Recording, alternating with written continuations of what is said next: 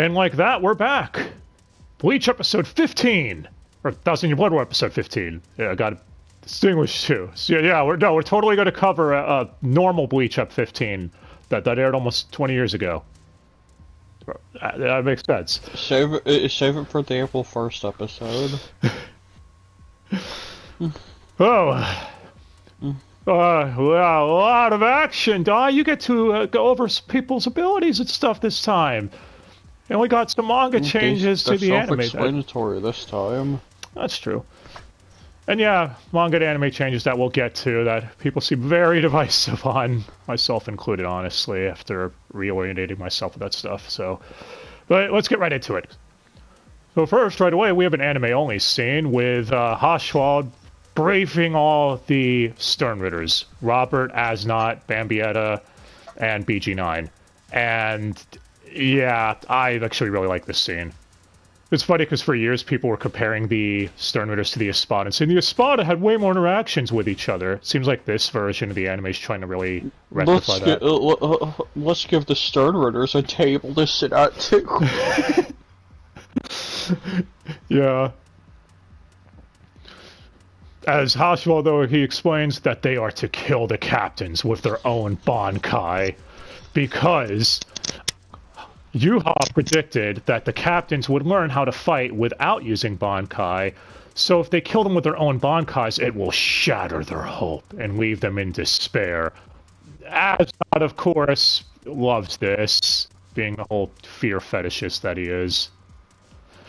Bambietta just says she doesn't care as long as she gets to kill the doggy. Hi, doggy. Hello. But yeah.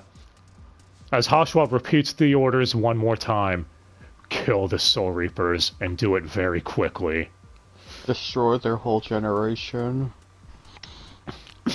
As then we have the OP, but yeah. After that, we cut to Squad 13 third seats, the idiot duo, as I like to call them, as they run to warn Ukitake, who's sitting at a shrine doing something. We don't really get anything with him here. And this is one of the first, I guess you could call manga cuts. They just cut out interactions that people had, or reactions, I should say. Which, nothing major. So if you want reaction shots do get stupid after a while. But they cut out a Momo reaction! Even better. Fine, I admit it. I kinda waifued Momo. It's bottom tier, though. Bottom of my list. I don't think that was a secret. Well, anyway, so yeah, I don't mind this cut. I agree with you on that one. But yeah, Shunsui now is saying that they set up traps, expecting them to attack out of nowhere, but not like this. As we then cut to Yuha, as he explains how 1,000 years ago, they fled from the world of the living after losing the war, and they went to the Seirete, the one place the Soul Reapers would never look, as they used the Reishi there to create hidden spaces for themselves, hidden in the shadows, which formed the Vandenreich, the Invisible Empire. Fucking Nazi symbolism. But always comes back to Nazis, especially when you're around. Thank you so much, man.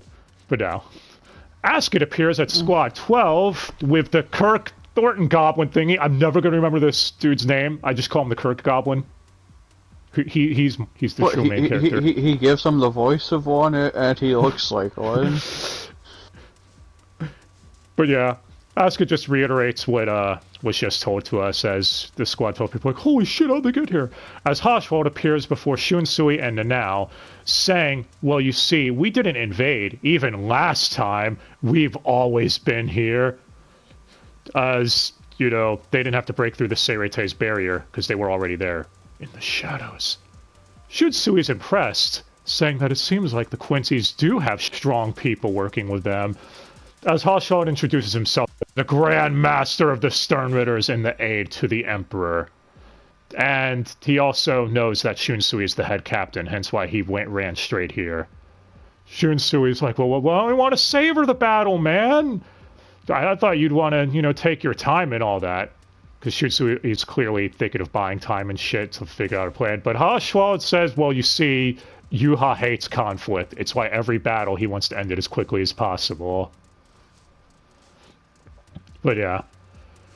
Back to Askin calling a Squad 12 member voiced by Xander, because of course, an idiot for still not understanding everything going on.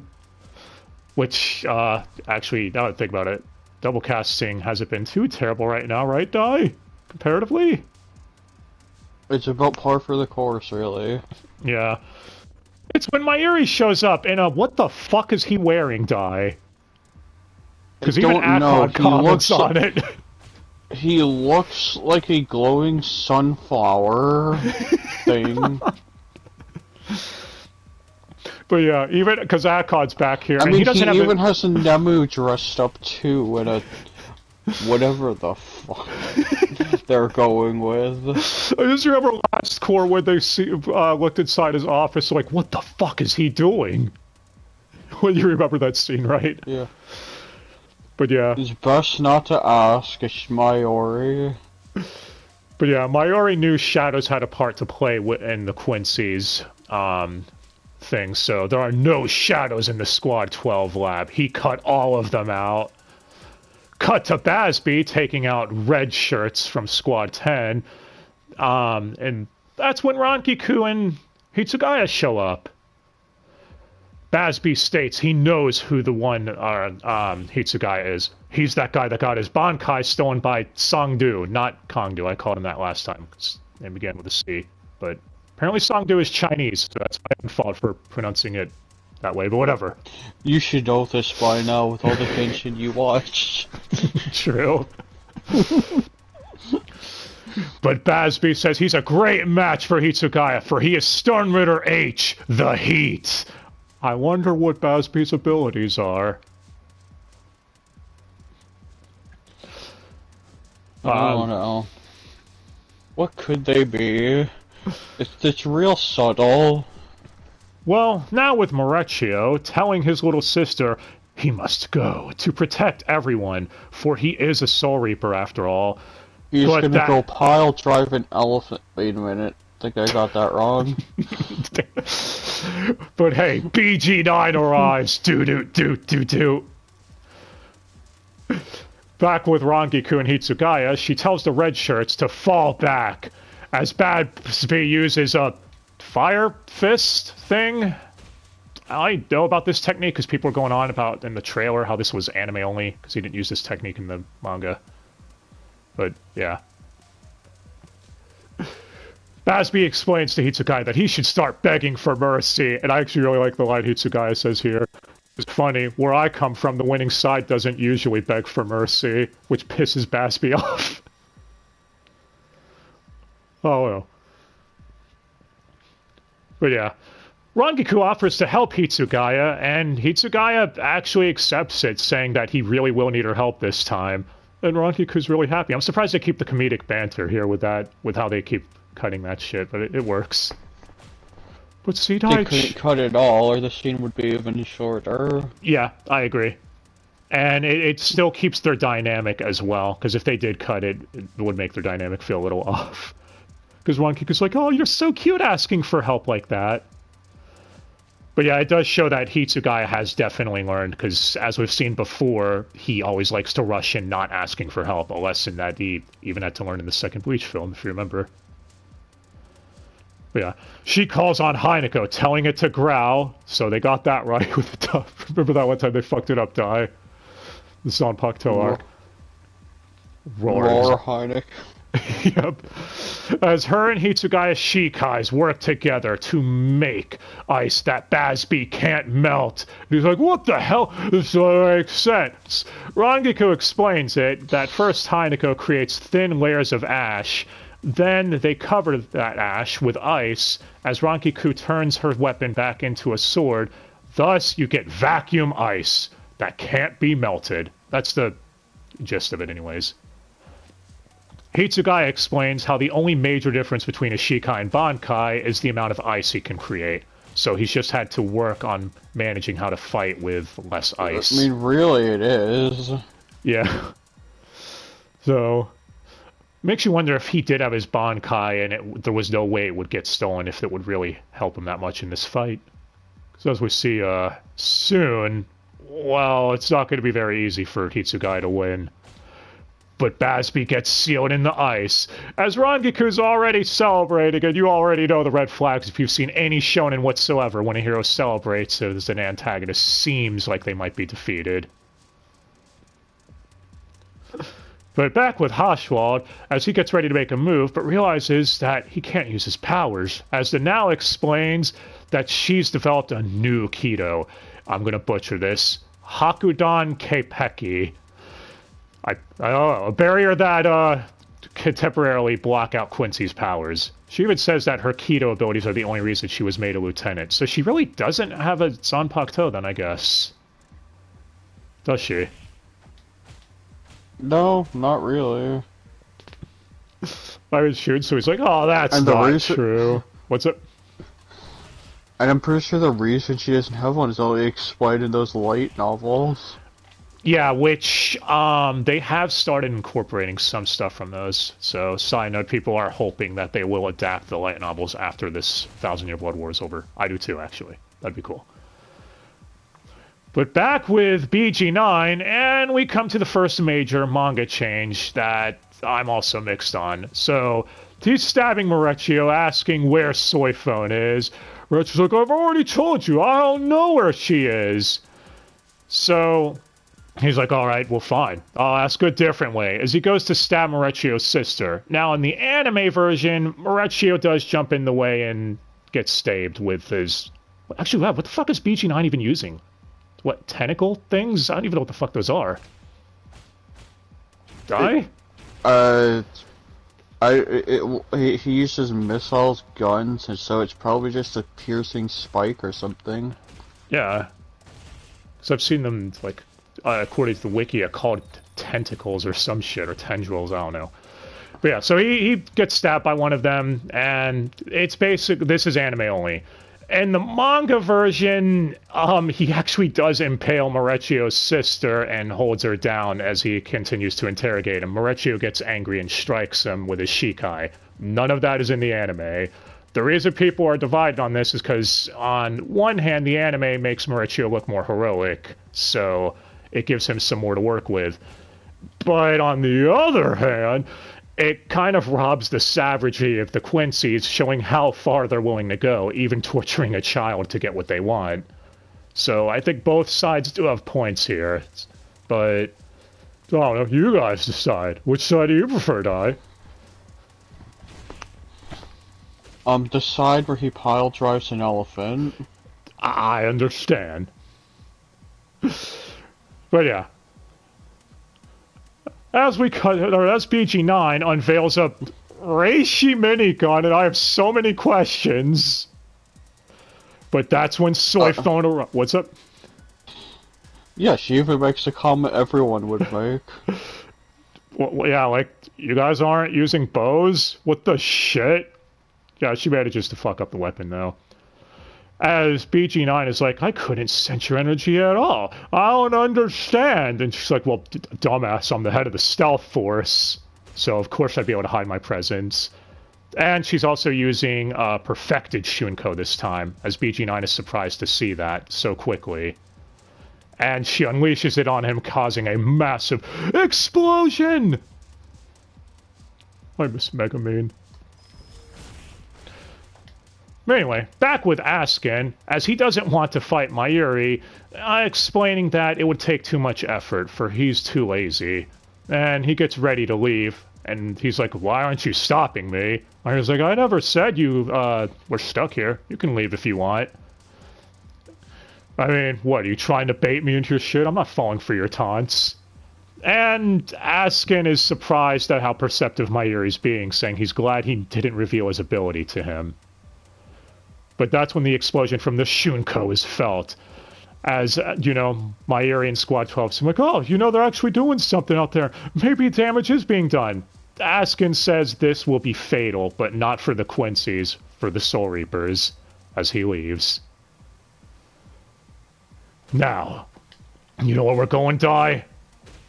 It's back to Hitsugaya land. What, you oh no, Bazz B wasn't defeated after all? Who could have seen this coming? I know, I can't believe it! Yeah, Hitsugaya and Rangiku are getting ready to leave to help the others as Bazz B breaks out of the ice asking, "What's with the cold shoulder?" Damn it. He couldn't resist, could he? They could not.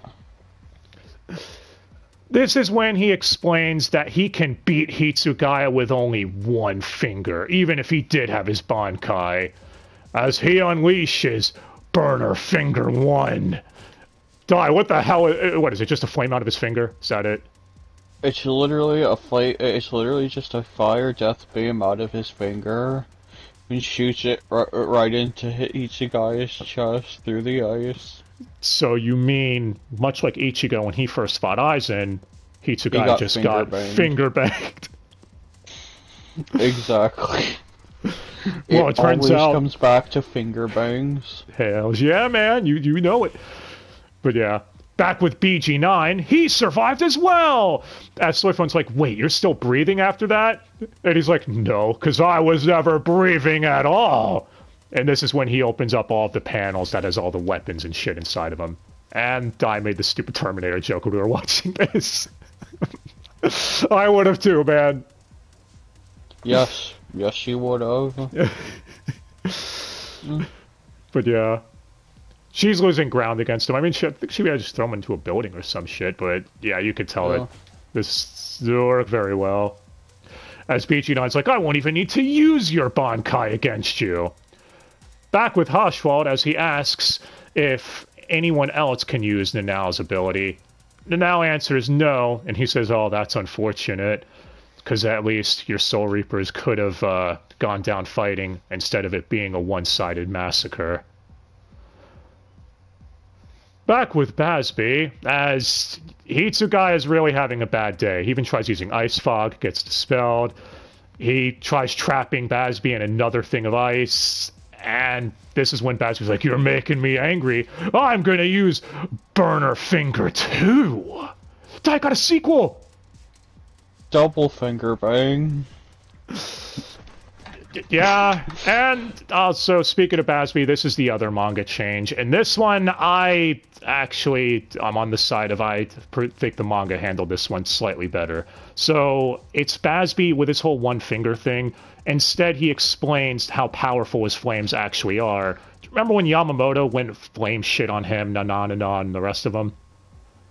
Yeah. He states in the manga version that it was his flames, that they were powerful enough to cancel out Yamamoto's, and that's why they survived. So it gives you a grasp of how strong his flames actually are. Instead of him here just being a dick saying, I can beat you with one finger. But yeah. This, you know.